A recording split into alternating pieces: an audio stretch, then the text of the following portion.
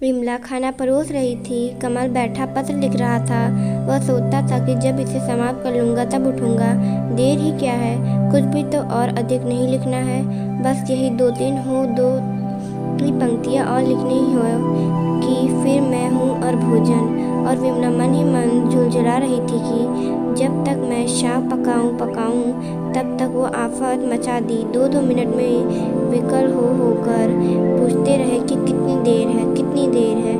अब जब खाना परोसने लगी तो आया बस अभी हाल आया कह रहे हैं मगर आते नहीं। बस इतनी इसकी यही प्रकृति मुझे पसंद नहीं। कितनी तकलीफ होती है खाना पकाने में। बनाना पड़े तो मालूम हो जाए और मालूम क्या हो जाए, खुद भी तो ना खा सके उसे, फिर भी किसी तरह जो मर खप के बना भी लूँ तो ये हाल है कि इसका कि मुझे बेवकूफ़ बनाना पड़ता है।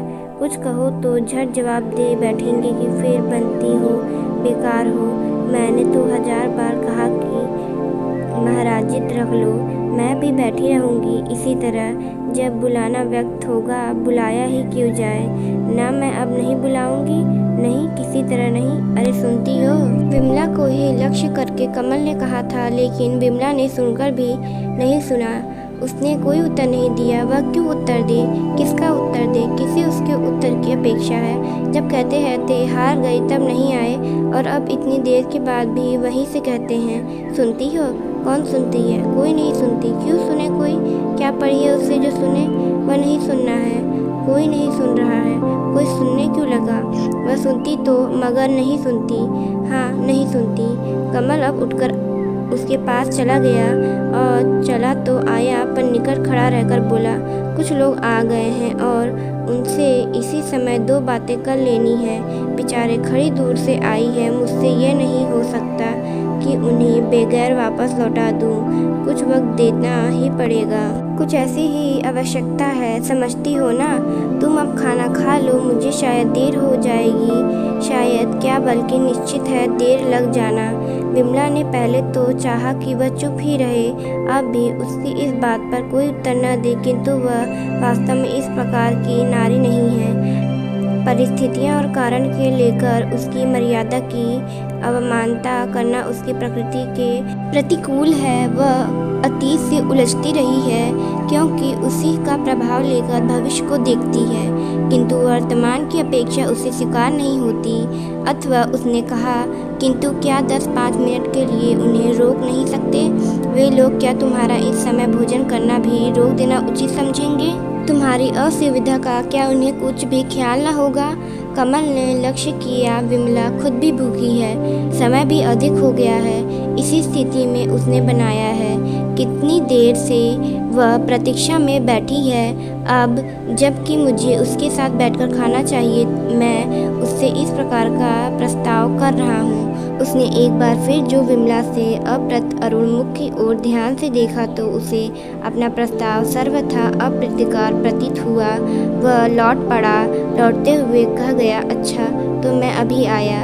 उन्हें कमरे में अंदर आदर के साथ बिठा आऊं और साथ ही 10 मिनट तक और अधिक प्रतीक्षा करने की अनुमति ले आऊं। आहा, तुम आए तो मेरे राधाकांत बाबू, ये डेपुटेशन लेटर। अच्छा, लेकिन यार बहुत दिनों में मिले हो और फिर इसी डेपुटेशन के साथ। खैर मैं अभी आया, मैंने अभी तक भोजन नहीं किया है। कुछ इतने आवश्यक कार्यों में लगा रहा कि भोजन करने तक को समय पर न उठ सका। जा ही रहा था कि पता चला आप लोग तशरीफ़ लाए हैं। कमल ने स्वाभाविक उल्लास मुखरित ढंग से कहा, अच्छा तो है, कराओ भोजन, लेकिन अकेले भोजन कर लोगे? राधा बाबू ने हंसकर मृदुल धोकर साधारण से कह दिया, उसी प्रकार जैसे कोई भी मित्र दूसरे से ऐसी स्थिति में प्राय कह ही देता है। अच्छी बात है, मेरा सौभाग्य, चलो तुम भी चलो। कमल के उत्तर के साथ उसका हार्दिक उल्लास भी मिश्रित होकर फूट निकला। ऐसे नहीं जाता, इस तरह तुमको तो कुछ मालूम न होगा, किंतु दूसरी आत्मा को जो आँख से कट होगा उसे मैं कैसे सहन करूँगा?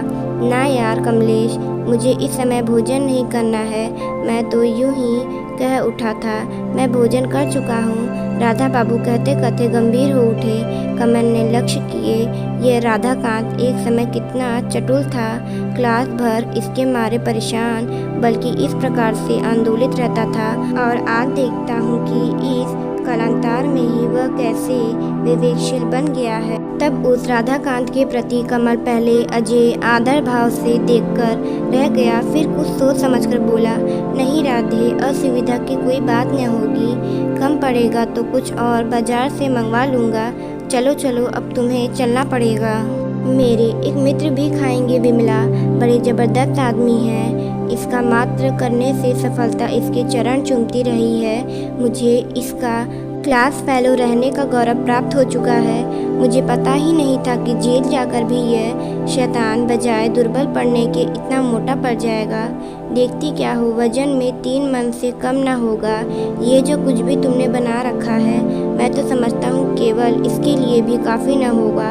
कमल ढूंढ ढूंढ कर ऐसे शब्दों का प्रयोग कर रहा था जिससे विमला को पता चल जाए कि उसका यह मित्र ऐसा वैसा साधारण व्यक्ति नहीं है, बड़ा आदमी तो वह है ही, साथ ही उसका घनिष्ठ मित्र भी है। तब विमला ने स्वामी के इस घनिष्ठ मित्र को केवल एक दृष्टि से देखकर साड़ी को सिर पर आगे तक कुछ और अधिक खिसका लिया।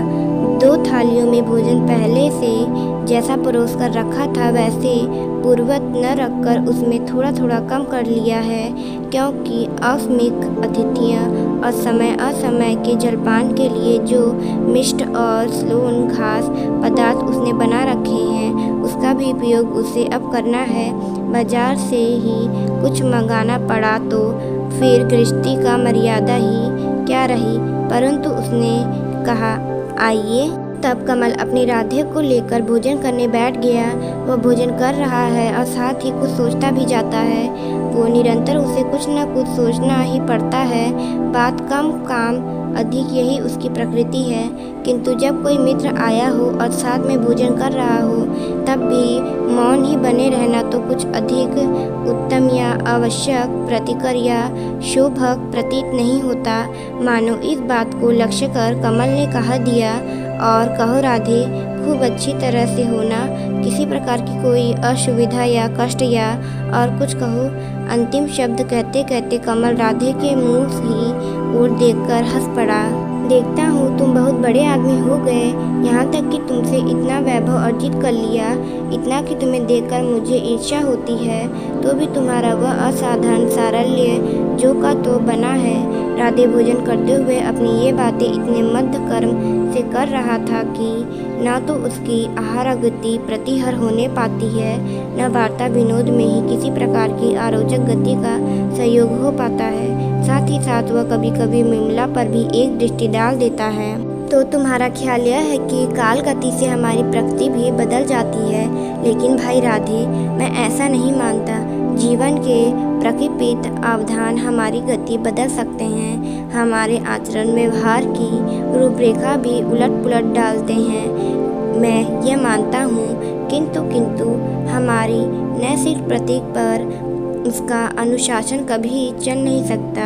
क्षणिक परिवर्तन करने में भले ही वे यदा कदा सफल होते रहें। राधे कमल के इस बात को सुनकर मुस्कुराने लगा और कमल से उसके इस हास्य को यथार्थ को लक्ष्य करके कहा, जान पड़ता है कि मेरे साथ तुम्हारा मतभेद पूर्व तक बना है। विमला दोनों को बातें करते छोड़कर भंडार में चली गई थी। लौटकर उसने 2-2 कटोरियों में मिष्टान और नमकीन पदार्थ दोनों थालियों के निकट रख दिया। तब उसी समय एक कटोरी से कुछ खुरमे एक साथ उठकर मुंह में डालने से पूर्व राधे बोला, तुम्हारे गृहस्थ जीवन के इस सफल स्वरूप के लिए मैं तुम्हें बधाई देता हूँ। कमलेश कमल हंसने लगा, बोला, अच्छा ये बात है, धन्यवाद। फिर विमला की ओर उत्फुल्ल लोचनों से देखकर कहने लगा, सुनती हो विमला, राधे तुम्हें बधाई दे रहा है। विमला चाहती तो उत्तर में कुछ कह सकती थी, किंतु वह कुछ न कर सकी। हाँ बिल्कुल, मैं थोड़ी मुड़कर कढ़ाई में रखे हुए साग को एक कटोरे में संभाल कर रखने में व्यस्त अवश्य हो गई।